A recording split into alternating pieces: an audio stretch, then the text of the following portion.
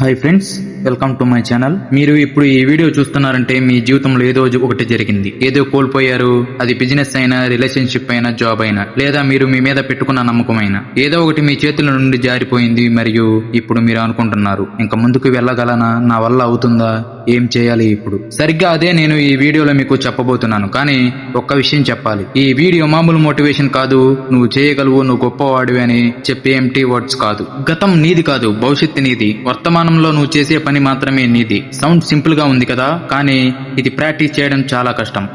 ఎందుకంటే మన బ్రెయిన్ అలా పనిచేయదు కాబట్టి. అసలు మన బ్రెయిన్ ఎందుకు గతంలో ఇరుక్కుపోతుంది? సైకాలజిస్ట్ దీనికి ఒక పేరు పెట్టారు, రిమినియేషన్. అంటే ఒక విషయాన్ని మళ్ళీ మళ్ళీ ఆలోచించడం. ఆ రోజు నేను అలా చేయకుండా ఉంటే, వాళ్ళు నాకు అలా చేయకుండా ఉంటే, ఆ డిసిషన్ తప్పు అయింది. యాలా యూనివర్సిటీ స్టడీ చెప్పింది, మనం రోజుకి సగటు 70,000 థాట్స్ థింక్ చేస్తాం. 80% నెగిటివ్, మరియు ఆ నెగిటివ్ థాట్స్ లో 90 మంది గతానికి సంబంధించినవి. అంటే మీ బ్రెయిన్ ఒక పాత మూవీ లూప్ లో రన్ అవుతుంది, మరియు ఆ మూవీలో మీరే విలన్ కూడా, విక్టిమ్ కూడా. ఒక రియల్ ఎగ్జాంపుల్ చెప్పాలంటే 2008వ సంవత్సరంలో ఎలాన్ మస్క్ కి అప్పుడు 2 కంపెనీస్ ఉన్నాయి, టెస్లా మరియు స్పేస్ ఎక్స్. 2 దివాలా అంచులో ఉన్నాయి. టెస్లాకి పెట్టుబడి లేదు, స్పేస్ ఎక్స్ రాకెట్ 3 సార్లు ఫెయిల్ అయింది. పెళ్ళం డివోర్స్ అడిగింది, బ్యాంక్ అకౌంట్ దాదాపు ఎంటీ. ఫ్రెండ్స్ వదిలి ఇంకా ఏం జరగదు అన్నారు. ఒక ఇంటర్వ్యూలో మస్క్ ఇలా చెప్పారు, నేను ఆ రాత్రి ఏడ్చాను, నా బెడ్రూమ్ లో ఒంటరిగా కూర్చొని ఏడ్చాను. కానీ మరుసటి రోజు ఏం చేశాడు అంటే గతం గురించి మాట్లాడలేదు. ఇన్వెస్టర్స్ దగ్గరకు వెళ్ళాడు, లాస్ట్ మినిట్ లో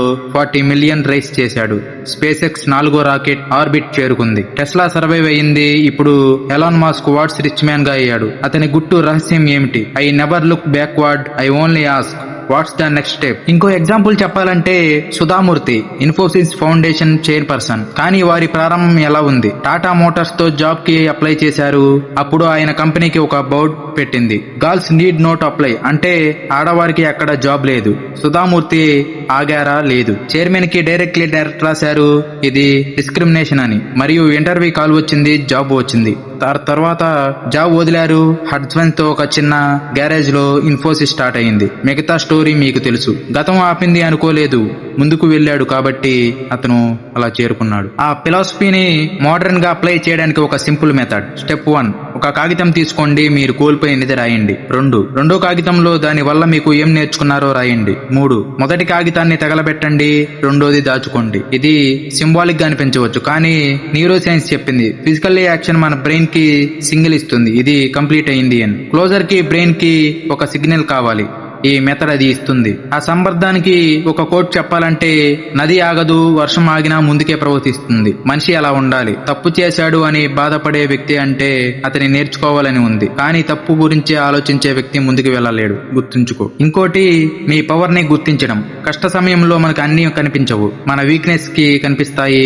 నాకు కనెక్షన్స్ లేవు, నాకు మనీ లేదు, నాకు ఎడ్యుకేషన్ లేదు, నాకు ఎక్స్పీరియన్స్ లేదు. కానీ చాణక్యుడు అర్థశాస్త్రంలో రాశాడు, శత్రు యొక్క బలాన్ని చూసి భయపడకు, నీ బలాన్ని చూసుకో. ఏ యోధుడైనా ఆయుధం ఉంటుంది, అది కనుక్కోవడమే నీ మొదటి పని. అసలు మనం వీక్నెస్ నే ఎందుకు చూస్తాం? మన బ్రెయిన్ ఎవల్యూషనర్లీ డిజైన్డ్ డేంజర్ కి సెన్సిటివ్ గా ఉండటానికి. మనం యాన్సెస్టర్ కి ఒక మిస్టేక్ అంటే డెత్. కాబట్టి బ్రెయిన్ నెగిటివ్ కి ఎక్కువగా అటెన్షన్ ఇస్తుంది. కానీ 2024 లో మీకు లైన్ తినదు. మీ ప్రాబ్లం వేరేది, మరియు దానికి మీరు స్ట్రెంగ్త్ కావాలి, వీక్నెస్ లిస్ట్ కాదు. ఒక రియల్ ఎగ్జాంపుల్ చెప్పాలంటే, అబ్దుల్ కలాం నాకు ఏమీ లేదు అనుకున్నాడు. అబ్దుల్ కలాం రామేశ్వరంలో పుట్టాడు.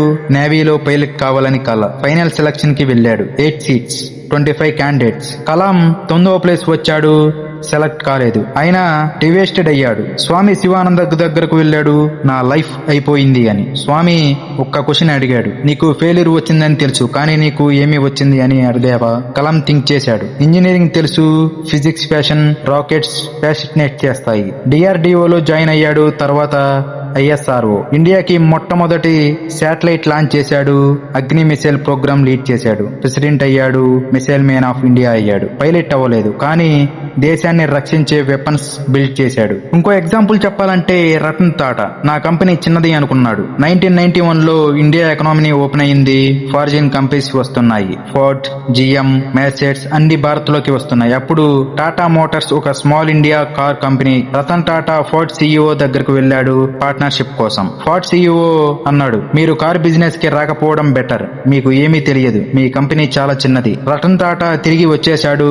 టాటా ఇండికా డెవలప్ చేశాడు. ఇయర్స్ లేటర్ ఫోర్డ్ తన జాగ్వార్ మరియు ల్యాండ్ లోవర్ బ్రాండ్స్ అమ్మాల్సి వచ్చింది. వారు వెళ్లారు టాటా దగ్గరికి. రతన్ టాటా ఫోర్డ్ ని కొన్నాడు. ఇంటర్వ్యూలో చెప్పాడు, ఈ రోజు ఫోర్డ్ నన్ను అవమానించినప్పుడు నా వీక్నెస్ అనుకున్నది నా డిటర్మినేషన్ అయ్యింది. ఏ మనిషి వర్త్లెస్ కాదు. సింహం కూడా అడవిలో ఒంటరిగా ఉంటుంది, కానీ రాజులా ఉంటుంది. నిన్ను గెలవని కారణాలు వెతకకు, నిన్ను గెలిపించే కారణాలు వెతుకు. గుర్తుపెట్టుకు. మనిషికి ఓపిక అనేది చాలా సూపర్ పవర్. ఇప్పుడు మీకు ఒక అన్కంఫర్టబుల్ ట్రూత్ చెప్పాలి. మీరు రెడీగా ఉన్నారా? మీరు విజయానికి టైం కావాలి. ఇది 2024 ఇన్స్టాగ్రామ్ లో 30 డేస్ ట్రాన్స్ఫర్మేషన్ చూస్తాం. యూట్యూబ్ లో ఓవర్ నైట్ సక్సెస్ స్టోరీస్ చూస్తాం. మరియు మనం అనుకుంటాం, నాకు 30 రోజుల్లో ఎందుకు కాలేదు.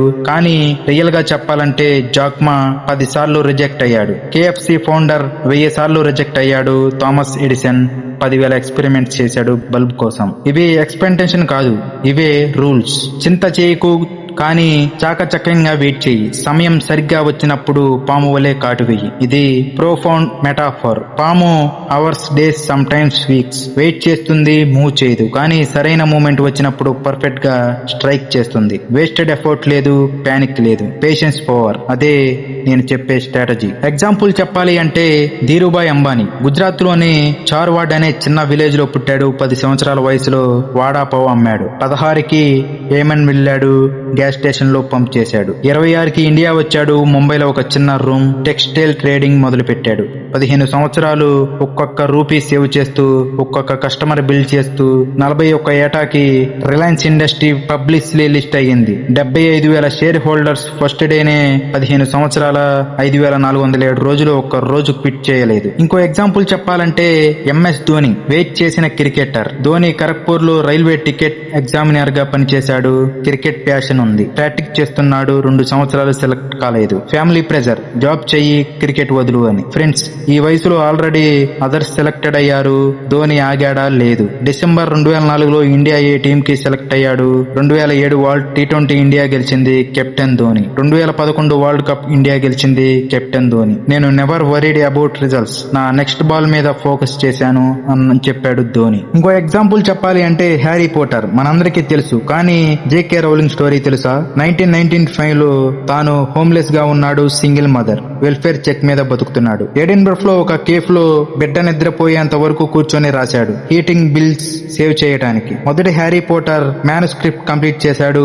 12 పబ్లిషర్స్ రిజెక్ట్ చేశారు. 13వ పబ్లిషర్ బ్లూమ్స్ బ్యూరీ యాక్సెప్ట్ చేసింది. 2,500 advance, expect only 1000 copies to cell అని పబ్లిషర్ చెప్పాడు. ఇప్పుడు హ్యారీ పోటర్ 500 మిలియన్స్ కాపీస్ అమ్ముడయింది 8కి పైగా భాషల్లో. Rowling billionaire. 12 రిజెక్షన్ లో కిట్ చేసి ఉంటే అతను ఇప్పటికే అక్కడ దాకా వచ్చేవాడు కాదు. ఇప్పుడే ఒక పేపర్ తీసుకోండి, అందులో రాయండి, నేను 1 సంవత్సరం తర్వాత ఎక్కడ ఉండాలి స్పెసిఫిక్ గా. నాకు సక్సెస్ కావాలి, ఇది గోల్ కాదు.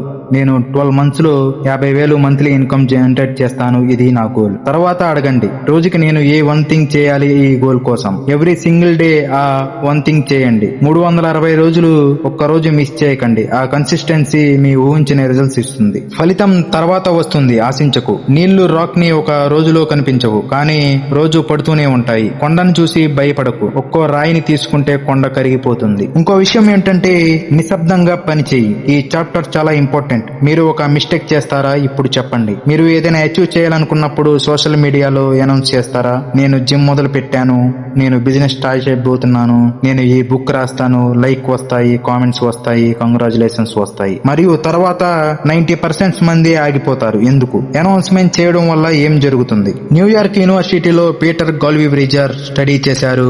163 మంది పార్టిసిపెంట్స్. ఒక గ్రూప్ తమ గోల్స్ పబ్లిసిటీ అనౌన్స్ చేసింది, మరో గ్రూప్ సైలెంట్ గా ఉంది. రిజల్ట్, పబ్లిక్ గా అనౌన్స్ చేసిన గ్రూప్ ఎక్కువ సార్లు క్విట్ చేసింది. ఎందుకంటే బ్రెయిన్ కి నేను ఆల్రెడీ అచీవ్ చేశాను అని ఫీల్ అవుతుంది. అనౌన్స్ చేసినప్పుడే డోపామైన్ రిలీజ్ అవుతుంది, యాక్చువల్ వర్క్ చేయకముందే. మరియు బ్రెయిన్ కి మోటివేషన్ తగ్గిపోతుంది.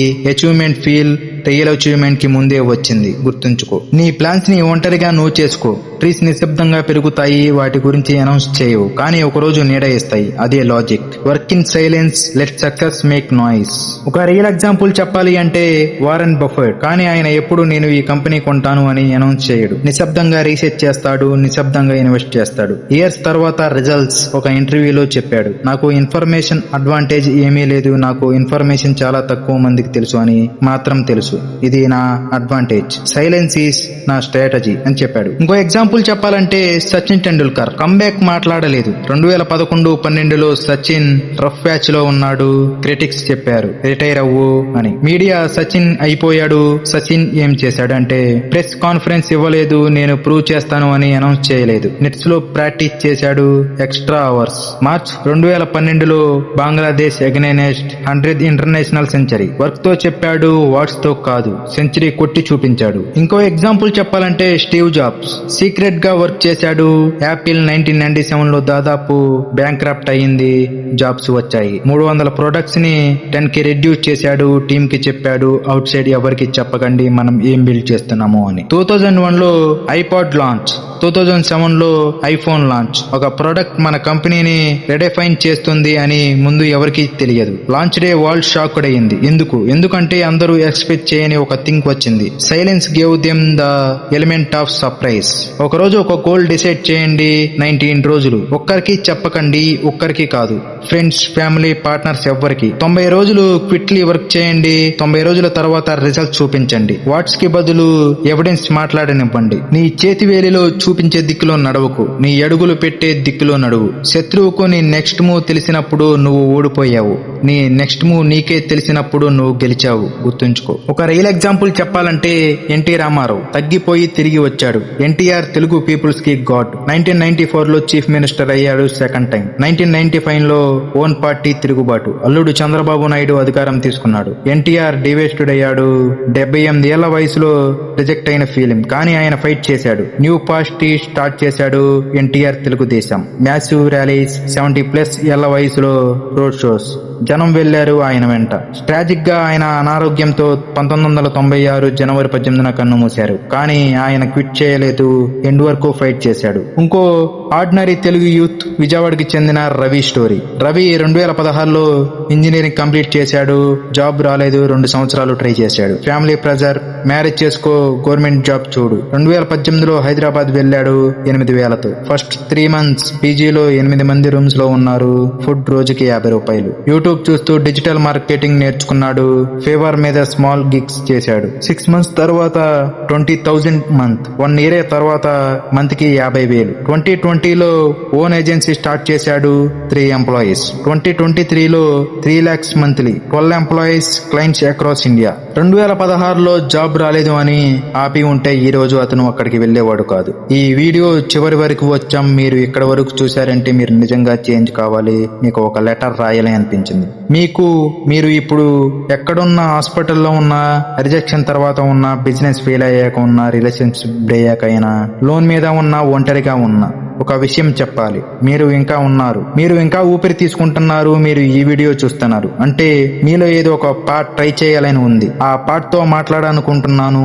అది చాలు. చాణక్యుడు 2300 సంవత్సరాల క్రితం ఒక మెసేజ్ వదిలాడు. నీ పతనం నీ చివర కాదు, అది నీ మొదలు అని. మాస్క్ బ్యాంక్రప్ట్ అయ్యాడు, తిరిగి వచ్చాడు. కలాం రిజెక్ట్ అయ్యాడు, ప్రెసిడెంట్ అయ్యాడు. రౌలింగ్ హోమ్లెస్ అయింది, బిలియనర్ అయ్యింది. ధీరుభాయ్ గ్యాస్ పంప్ చేశాడు, ఎంపైర్ బిల్డ్ చేశాడు. వీళ్ళందరికీ ఒకే కామన్ క్విట్ చేయలేదు. మీరు కూడా క్విట్ చేయకండి. ఒక్క అడుగు ఈ రోజు ఇప్పుడు, అది చాలు. మంచిగా ఉంటుంది, బాగుంటుంది. ఈ వీడియో మీకు హెల్ప్ఫుల్ గా అనిపించిందా? అయితే ఒక పని చేయండి. ఈ వీడియో నచ్చితే మీకు లైక్ చేయండి, షేర్ చేయండి. ఇలాంటి మరిన్ని వీడియోస్ కోసం మన ఛానల్ ని సబ్స్క్రైబ్ చేయండి. నెక్స్ట్ వీడియోలో మళ్ళీ కలుద్దాం. Thank you.